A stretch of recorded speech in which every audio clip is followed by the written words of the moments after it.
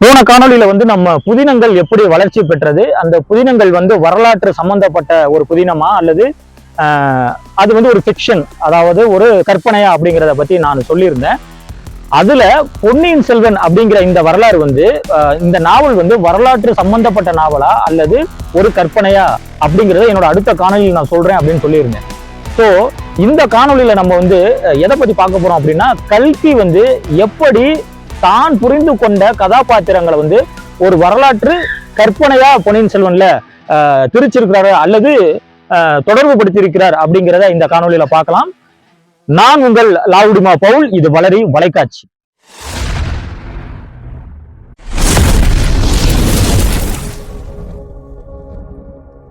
நிறைய உதாரணங்கள் கல்கி பொன்னியின் செல்வன்ல சொல்லியிருக்கிறாரு. அதாவது அது உண்மை அல்ல, ஒரு கற்பனைய ஒரு உண்மையான சம்பவம் போல பொன்னியின் செல்வன்ல சொல்லியிருக்காரு. இப்போ இந்த பொன்னியின் செல்வன் ஒரு வரலாற்று நாவலா அல்லது வரலாற்று சம்பந்தப்பட்ட ஒரு புதினமா அப்படிங்கிறத நம்ம பார்க்கணும். பொன்னியின் செல்வன் நாவலை கல்கி 2 நூல்களை பேஸ் பண்ணி எழுதியிருக்காரு. ஒண்ணு பாத்தீங்க அப்படின்னா சோழர்கள் கே.ஏ. நீலகண்ட சாஸ்திரியார் எழுதின ஒரு நூல். அது ஆங்கிலத்துல எழுதுற நூலை அவரு படிச்சிருக்கிறாரு. அடுத்தது பிற்கால சோழர் சரித்திரம் அப்படின்ற ஒரு நூல். இது தி.வை. சதாசிவ பண்டாரத்தார் அப்படிங்கிற ஒரு ஆசிரியர் எழுதியிருக்கிறார். இந்த 2 புத்தகத்தை, இது 2 வரலாற்று நூல்கள், இது 2 வரலாற்று ஆய்வு நூல்கள். இந்த 2 புத்தகத்தை வச்சுதான் பொன்னியின் செல்வன் கல்கி அவர்கள் வடிவமைச்சிருக்கிறார். அப்போ இது வரலாற்று நூலா அப்படின்னு கேட்கலாம். ஏன் அப்படின்னா இதோட பேஸ் வரலாற்று நூல்கள். ஆனா அதை தொடர்பு தழுவி அவர் எழுதுனால இது வரலாற்று நூலா இருக்கலாமே அப்படின்னு கேட்கலாம். ஆனா அதுதான் இல்லை. ஏன் அப்படின்னா கல்கி ஒரு வரலாற்று ஆசிரியரும் கிடையாது அல்லது வரலாற்று மாணவரும் கிடையாது. அவர் ஒரு எழுத்தாளர். அவர் ஒரு புதினமோ அல்லது பாடல்களோ கவிதைகளோ எழுதக்கூடிய எழுத்தாளர். அந்த விதத்துலதான் அவர் இந்த வரலாற்று நூல்களை புரிஞ்சிருக்கிறதுக்கான வாய்ப்புகள் அதிகம் இருக்கு.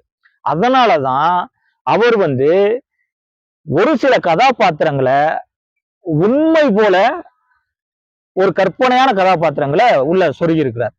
அப்படி எந்தெந்த நிகழ்ச்சிகள் பொன்னியின் செல்வன்ல கற்பனையான ஒரு நிகழ்ச்சிகள் உண்மையா எப்படி சொல்லியிருக்காங்க அப்படிங்கிறத பார்க்கலாம். அதுல முதன்மையானது இந்த ஈழ நாச்சியார் அப்படிங்கிற ஒரு கதாபாத்திரம். நீங்க பொன்னியின் செல்வன் படிச்சிருந்தீங்கன்னா உங்களுக்கு நல்லாவே தெரிஞ்சிருக்கும். அதுல ஊமை ராணி ஈழ நாச்சியார் அப்படிங்கிற ஒரு கதாபாத்திரம் வந்திருக்கும். இதை அவர் ராஜராஜ சோழனுக்கு, அதாவது அருண்மொழி சோழனுக்கு தொடர்பு படுத்தி சொல்றாரு. பொன்னியின் செல்வன் நாவல் படி அருண்மொழி சோழன் இளவரசனா இலங்கையில இருப்பாரு. அவர் இலங்கையில இருக்கும் பொழுது ஊமை ராணி அப்படிங்கிற ஒரு பெண்ணை பாக்குறாரு.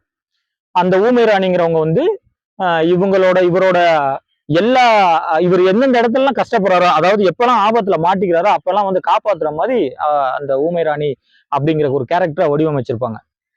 ஆனா உண்மையிலே அந்த ஊமை ராணி அப்படிங்கிறவங்க ஒரு உண்மையான கதாபாத்திரம் தானா, வரலாற்றுல இருக்கிறவங்களா, சோழர்களோட சம்பந்தப்பட்டவங்களா அப்படின்னு பார்த்தா உண்மையிலே அது கிடையாது. ஏன் அப்படின்னா கல்கி வாழ்ந்த காலத்துல தஞ்சாவூர்ல ஈழ நாச்சியார் கோயில் அப்படின்னு ஒரு கோயில் இருந்துச்சு. அப்போ கல்கிக்கு அது ஈழ நாச்சியார் கோயில் அப்படின்றது தெரியுது. ஆனா அது யாருக்காக கட்டப்பட்டது அப்படிங்கிறது அவரோட காலங்கள்ல யாருக்குமே தெரியல. அப்படி ஒரு வரலாற்று ஆய்வு அப்ப பண்ணல. சோ அதனால என்ன ஆனது அப்படின்னா கல்கிய ஒரு கற்பனையா உருவாக்கிக்கிறாரு. இது ராஜராஜன், அதாவது அருள்மொழி சோழனுக்கும் ஒரு தொடர்பு படுத்தப்பட்ட ஒரு கேரக்டரா இருக்கணுமே அப்படிங்கிறதுக்காக அவர் இந்த கதாபாத்திரத்தை உள்ள சொருகிறாரு. இப்போ என்ன ஆகுது அப்படின்னா உண்மையிலேயே அந்த ஈழ நாச்சியார் கோவில் யாருக்கான கோவில் அப்படிங்கறத பிற்காலத்துல ஆய்வாளர்கள் கண்டுபிடிக்கிறாங்க. அப்ப எப்படி கண்டுபிடிக்கிறாங்க அப்படின்னா, அந்த காலத்துல இலங்கையிலிருந்து வந்த பெண்கள், அதாவது இலங்கையிலிருந்து இங்கு தஞ்சாவூர், தஞ்சைக்கு வந்த பெண்கள் தங்களுடைய குலதெய்வத்தை வழிபடுறதுக்கு ஒரு கோயில் இல்லாம தடுமாறுறாங்க. அப்போ அந்த நேரத்துல சோழர்கள் என்ன பண்றாங்கன்னா, சோழ மன்னர்கள் என்ன பண்றாங்கன்னா, ராஜராஜன் இந்த கோயிலை கட்டி கொடுக்குறாரு. யாருக்காக கட்டுறாரு அப்படின்னா, ஈழ நாச்சியார் அப்படிங்கிறவங்க கண்ணகி, நம்ம ஊர்ல நம்ம கும்பிடுற கண்ணகி தெய்வத்தை தான் இலங்கையில ஈழ நாச்சியார் அப்படிங்கிற பேர்ல வணங்குறாங்க. சோ அவங்க அந்த கண்ணகி தெய்வத்தை மறுபடியும் தஞ்சாவூர்ல ஒரு கோயிலா கட்டுறாங்க. அந்த கோயில் தான் ஈழ நாச்சியார் கோயில். இந்த செய்தி இது வந்து கண்ணகிக்காக தான் கட்டப்பட்ட கோவில் அப்படிங்கிற செய்தி வந்து கல்கிக்கு புரியலையா, தெரியலையா, அல்லது அவர் தெரிந்தும் அதை வந்து மறைச்சார் அப்படிங்கிறது நமக்கு உண்மையா என்னன்னு தெரியல. ஆனா இதுதான் உண்மை. இந்த ஈழநாச்சியார் அப்படிங்கிற கோயில் வந்து கண்ணகிக்கான கோயில். ஆனா கல்கி வந்து தன்னுடைய நாவல்ல வந்து பொன்னியின் செல்வன் நாவல்ல வந்து என்ன சொல்லியிருப்பாரு அப்படின்னா, இது கண்ணகி பத்தி கண்ணகிங்கிற ஒரு பேச்சை எடுத்திருக்க மாட்டாரு. அது வந்து ஒரு ஒரு ஆபத்துதவி மாதிரி, அதாவது எப்பப்பெல்லாம் ராஜராஜன் வந்து கஷ்டப்படுறாரோ, ஆபத்துல மாட்டிக்கிறாரோ, அப்போ வந்து காப்பாற்றக்கூடிய ஒரு தெய்வமா கற்பனையா சித்தரிக்கிறார். இதை வந்து நம்ம புரிஞ்சுக்கணும். அப்போ நம்ம இந்த வரலாற்றை வந்து அந்த வரலாற்று பின்னணி தெரியாத, சோழர்கள் பத்தின ஒரு பின்னணி தெரியாத ஒரு நபர் வந்து இந்த பொன்னியின் செல்வன் நாவலை படிக்கும் பொழுது இந்த இந்த செய்தியும் அவங்க மனசுக்குள்ள போகும். அப்ப இதுவும் ஒரு உண்மை அப்படிங்கிற மாதிரி அவங்க நம்புவாங்க. ஆக்சுவலா அது வந்து உண்மை இல்லை. அதே மாதிரி ராஜராஜனுக்கு வந்து ராஜராஜ சோழனுக்கு வந்து பொன்னியின் செல்வன் அப்படிங்கிற பேரு வரலாற்றுல இருந்ததே இல்லை. அவருக்கு வந்து ஒரு அவருக்கு வந்து பொன்னி ஆருடைய சோழன் அப்படிங்கிற ஒரு பேர் இருந்திருக்கு. அவர் ஒரு பட்ட பேரா பொன்னி ஆருடைய சோழன் அப்படின்னு தான் இருக்கே ஒழிய பொன்னியின் சோழன் அப்படிங்கிற பொன்னியின் செல்வன் அப்படிங்கிற அந்த பேரு அவருக்கு வரலாற்றுல இருந்ததே இல்லை. இதுவும் கல்கி வந்து தன்னுடைய புதினத்துக்கு ஒரு ஒரு தலைப்பா தான் வச்சிருக்கிறாரு ஒழிய இந்த பெயர் வந்து ராஜராஜ சோழனுக்கு அவருக்கு வழங்கிய மற்ற பட்ட பெயர்களைப் போல் வழங்கப்பட்ட பெயர் அல்ல என்பது வரலாற்று உண்மை. சோ இதை நீங்க நல்லா தெரிஞ்சுக்கணும். இந்த காணொலியில இந்த ஒரு நிகழ்வை பத்தி நம்ம பார்த்தோம்.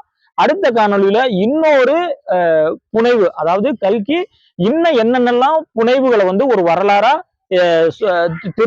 திணிச்சிருக்கிறாரு, வரலாறா சொல்லியிருக்கிறாரு அப்படிங்கிறத பார்க்கலாம். அதுவரை இணைந்திருங்கள். இது வளரி வலைக்காட்சி. நான் உங்கள் லால்குடிமா பவுல். நன்றி, வணக்கம்.